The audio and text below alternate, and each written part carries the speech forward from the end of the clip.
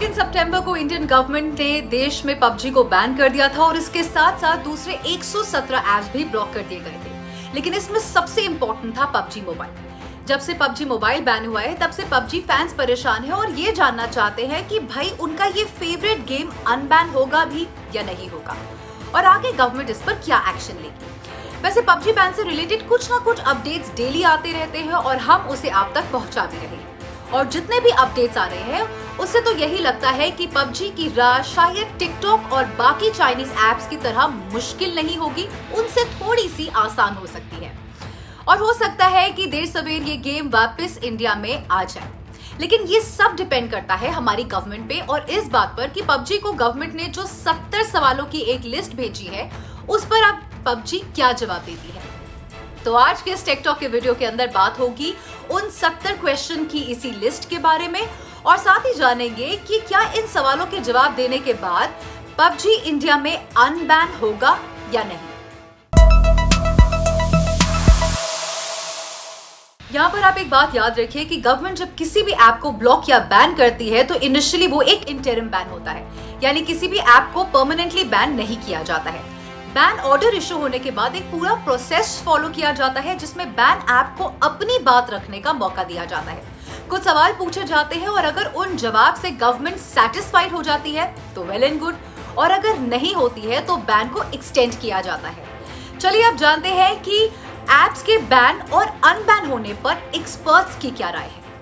Blocking की power section 69A Bharat के सूचना प्रौद्योगिकी कानून के अंतर्गत परिभाषित है।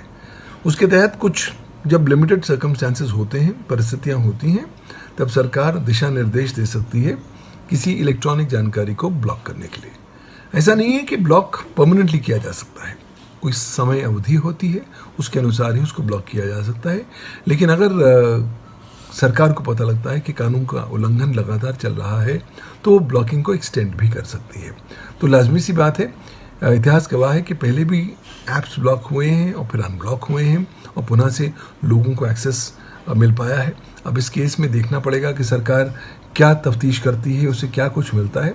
लेकिन ब्लॉकिंग और अनब्लॉकिंग दोनों की ही पावर फिलहाल सरकार के पास मौजूद है कानून के तहत।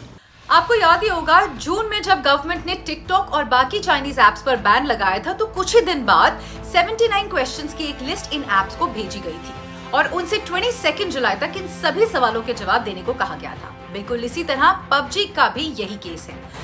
जब 2 सितंबर को पबजी को गवर्नमेंट ने बैन कर दिया था तो अकॉर्डिंग टू रिपोर्ट्स पबजी को भी 70 क्वेश्चंस की एक लिस्ट दी गई है और कंपनी से उस पर जवाब मांगा गया है।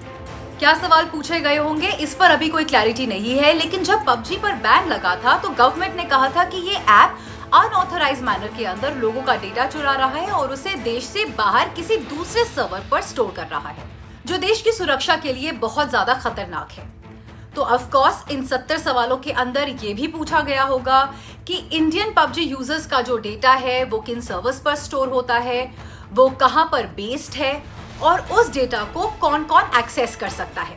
अगर इन सवालों के जवाब से गवर्नमेंट सैटिस्फाई हो जाती है तो पबजी फैंस के लिए ये एक बहुत ही बड़ी खुशखबरी होगी और अगर गवर्नमेंट को लगता है कि अभी भी कोई क्लैरिफिकेशन नहीं है और उनको और क्लैरिफिकेशन चाहिए है तो ये बैन एक्सटेंड किया जा सकता है। So it completely depends on the government. But PUBG वालों के लिए एक अच्छी बात ये है कि क्योंकि पबजी 100% चाइनीज ऐप नहीं है तो शायद कंपनी गवर्नमेंट को कन्विंस करने में थोड़ी आसानी हो सकती है। ओके गाइस, तो आज के टेकटॉक के वीडियो के अंदर बस इतना ही। प्लीज कमेंट सेक्शन पे जरूर लिखकर बताइएगा कि इस पूरे मामले में आपका एग्जैक्टली क्या सोच है। क्या आप चाहते हैं कि पबजी गवर्नमेंट वापस लेकर आ जाए इंडिया के अंदर या पबजी को बैन ही रहना चाहिए? Whatever your thoughts are, please comment section पे जरूर लिखकर बताइएगा। एबीपी न्यूज आपको रखे आगे।